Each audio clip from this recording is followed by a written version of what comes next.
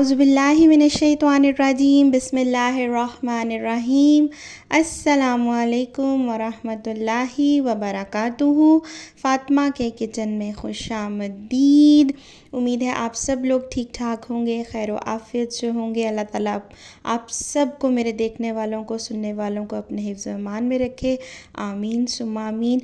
आज मेरे किचन में जो बनने जा रही है बड़ी ज़बरदस्त रेसिपी। जैसा कि आप लोग देख रहे हैं आजकल मौसम बहुत मज़े का हो रहा है, बादल भी आ रहे होते हैं और बड़ा अच्छा खुला सा मौसम है, तो वेदर बहुत ज़बरदस्त है। उसके हिसाब से टी टाइम आप ये बनाएं या दोपहर में बनाएं, ये वाले जो है मज़ेदार बेसन वाले नान इतने ज़बरदस्त बनते हैं। मेरी रेसिपी आपने ये ज़रूर फॉलो करनी है। चैनल पे न्यू है तो लाइक शेयर और सब्सक्राइब तो लाजिम करना है, ठीक है। रेसिपी आपने पूरी फॉलो करनी है, तभी आपको पता चलेगा कि इसमें थोड़ी सी यूनिकनेस जो है, जो थोड़ी सी डिफरेंट बाकी रेसिपीज़ हैं वो कैसे हैं। बनते ये बाज़ार जैसे हैं, जो बाज़ार में मिलते हैं, लेकिन उनसे बेहतरीन बनते हैं। जायका डबल अच्छा होता है बाज़ार से, और इस चीज़ की गारंटी के खस्ता भी ज़्यादा होते हैं और आपको फ्रेश मिलते हैं घर में आप जब बनाते हैं, और ऑथेंटिक 110% हाइजीनिक तरीके से बनते हैं।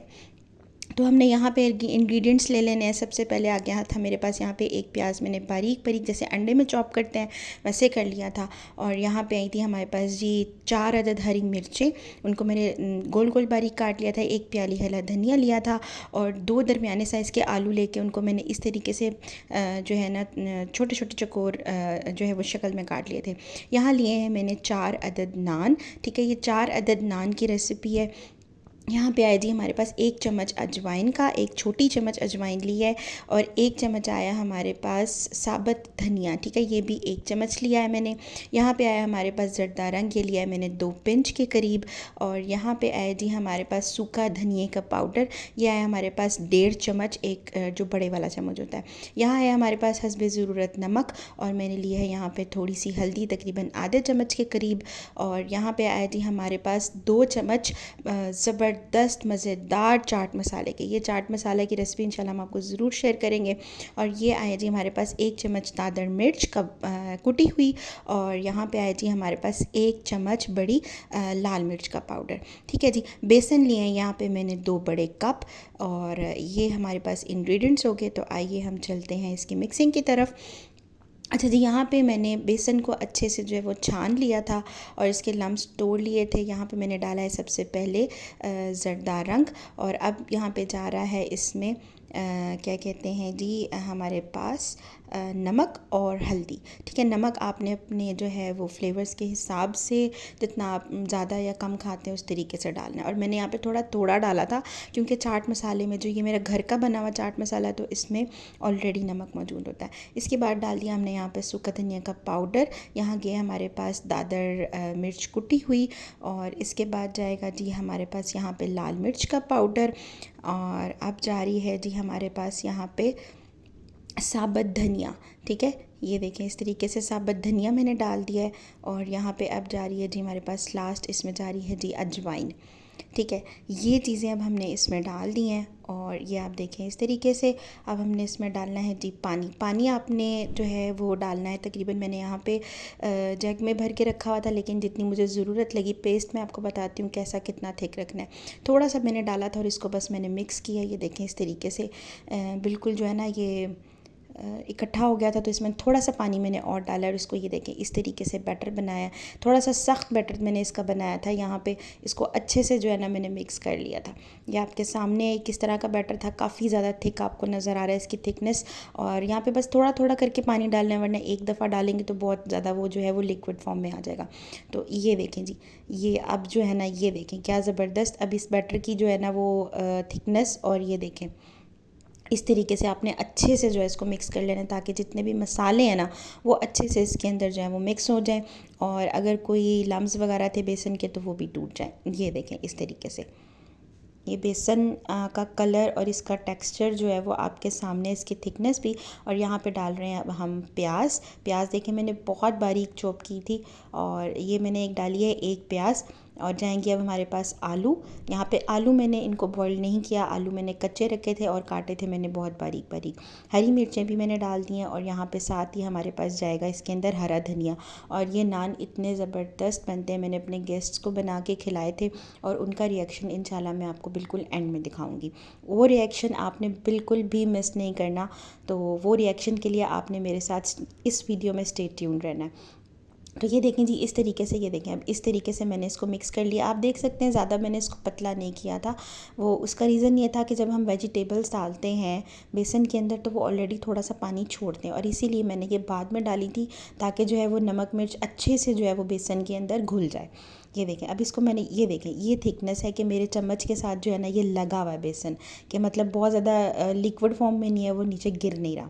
थोड़ा सा मैंने यहाँ पे पानी और डाला है क्योंकि जब हमने बेसन के ऊपर हमने जब लगाना है, नान को लगाना है जब बेसन के ऊपर, तो यहाँ पे जो है ना वो फिर उसने बेसन ने भी जो है रोटी ने बेसन को सोक करना है, तो उसकी वजह से जो है ना यहाँ पे मैंने थोड़ा सा और पानी डाला था। ये देखें अब ये इसकी जो ये वाला टेक्सचर है ना, हमने ये वाला टेक्सचर रखना है, ठीक है। अब जी यहाँ पे मैंने नान, ये मेरे पास पड़े हुए थे जो हैं वो, तो मैंने यह नान, आप यहाँ पे दूसरे वाले नान भी यूज़ कर सकते हैं जो तिलों वाले होते हैं, लेकिन मेरे पास यहाँ पे ये वाले मौजूद थे, तो इसके जो नान के बनते हैं ना ये ज़्यादा अच्छे बनते हैं। तो तिलों वालों का तो ऑलरेडी बड़ा मज़े का फ्लेवर होता है। तो ये सादे नान थे मेरे पास, पेशावरी रोटी भी इसको कहते हैं अक्सर लोग। तो यहाँ पे मैंने पहले चम्मच इस्तेमाल किया था, लेकिन मुझे लगा कि नहीं, अब चम्मच का काम नहीं, ये मेरे हाथ का काम है।